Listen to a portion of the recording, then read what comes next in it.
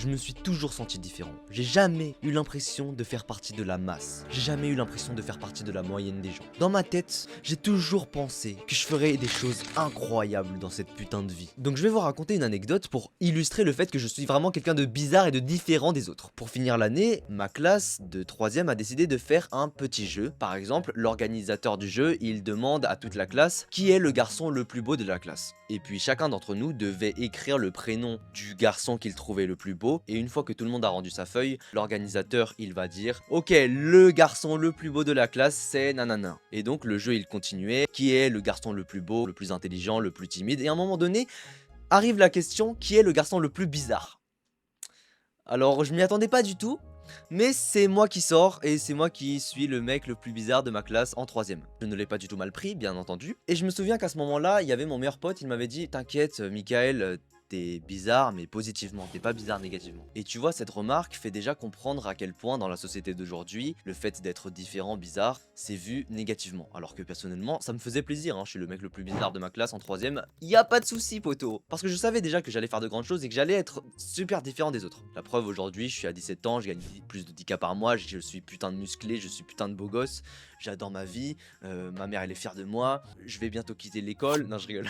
Et donc je suis quelqu'un de bizarre et honnêtement ça me dérange pas du tout. Je n'aime pas du tout être dans la moyenne et je ne souhaite pas du tout avoir la vie de quelqu'un de la moyenne. Et surtout j'ai pas envie de sortir en soirée, j'ai pas envie de boire de l'alcool, j'ai pas envie de fumer, j'ai pas envie de profiter de ma jeunesse. J'ai envie de me muscler, j'ai envie de me développer, j'ai envie de gagner de l'argent, j'ai envie d'être putain de puissant, j'ai envie d'avoir du pouvoir pour faire creuser des puits en Afrique, supprimer la pauvreté dans ce monde, j'ai envie de faire plein de trucs. Maintenant, est-ce que cette vision-là de la vie, elle est superbe? Est-ce qu'elle est bien? On s'en fout. C'est chacun son objectif et je considère que la meilleure vie de chacun est la vie qu'il veut mener. Et ça me fait rappeler le commentaire d'un mec de 18 ans qui m'avait dit que, regardez, je vais vous le lire, putain, viser l'excellence dans le dev perso, c'est vraiment pas le meilleur moyen.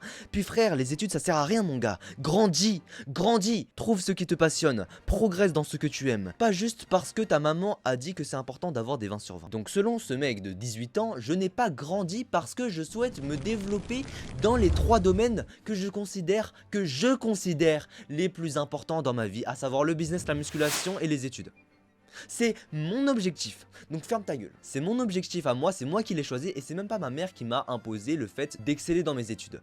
Et quand bien même qu'elle m'imposerait le fait d'exceller dans mes études, je trouve ça extrêmement admirable d'écouter ses parents et de justement continuer à faire ses études, comme par exemple Mr Dreamax qui lui décide, malgré ses plus de 10 000 € par mois à mon avis, décide quand même de continuer sa prépa ingénieur pour avoir son master et c'est très bien pour lui, comme si j'étais quelqu'un qui était emprisonné dans le développement personnel alors que c'est pas du tout le cas. C'est mon choix d'être dans le dev perso, c'est mon choix de vouloir gagner 20 000 €, 30 000 €, 40 000 € par mois, c'est mon choix de vouloir intégrer une université prestigieuse.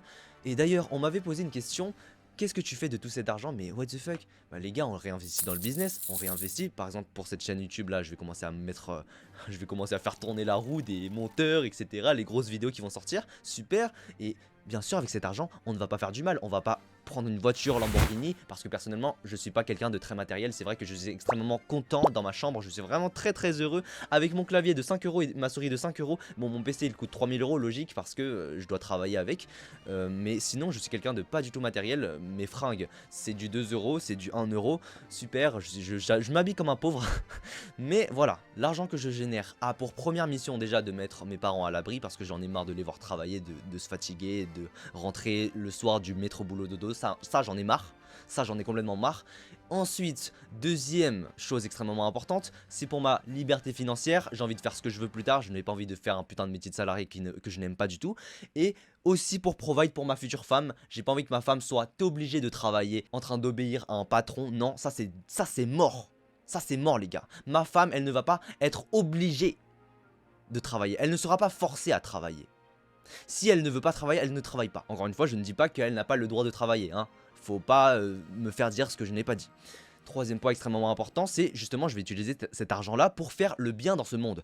Comment est-ce qu'on fait le bien dans ce monde? On va creuser des puits en Afrique, on va aider des Chinois qui sont en train de travailler à la chaîne, qui sont en train de construire des iPhone 11 pour justement les faire vendre aux occidentaux. Ça c'est vraiment aussi une motivation, mais d'abord la première motivation c'est bien évidemment pour la famille, et deuxième motivation c'est pour ma future famille. Voilà, c'est vraiment purement égoïste. Et ce qui est vraiment drôle, c'est que je viens de me qualifier d'égoïste. Je suis un mec égoïste. Mais ce qui est encore plus drôle, c'est que la majorité des Français vont dire que les riches sont des mecs égoïstes, alors que c'est complètement faux. Est-ce que toi, quand t'avais 15 ans, 16 ans, 17 ans, 18 ans, est-ce que tu travaillais tous les jours, 10 heures par jour pour lancer ton business? Est-ce que la majorité des Français qui se plaignent des riches, qui sont apparemment trop égoïstes, ont eux-mêmes travaillé à 15 ans, 16 ans, 17 ans, 18 ans? Non, eux ils sont partis boire, fumer, aller en soirée. Pendant que nous travaillons. Mais qui est le plus égoïste à la fin? Celui qui s'est amusé toute sa vie et qui ne paye pas beaucoup d'impôts par rapport à moi par exemple? Parce que oui, moi je paye des impôts. Alors que je n'ai seulement 17 ans, je paye des impôts, je paye plus que 90% des Français. J'aimerais simplement vous poser une question très simple. Qui est le plus égoïste entre celui qui s'est amusé toute sa vie et qui, une fois devenu salarié, va se plaindre auprès du gouvernement et va demander encore plus d'argent aux riches, et celui qui a travaillé pendant sa jeunesse, qui a fait des sacrifices incroyables et qui ensuite réussit dans le business pour ensuite payer énormément d'impôts? C'est qui le plus égoïste à la fin?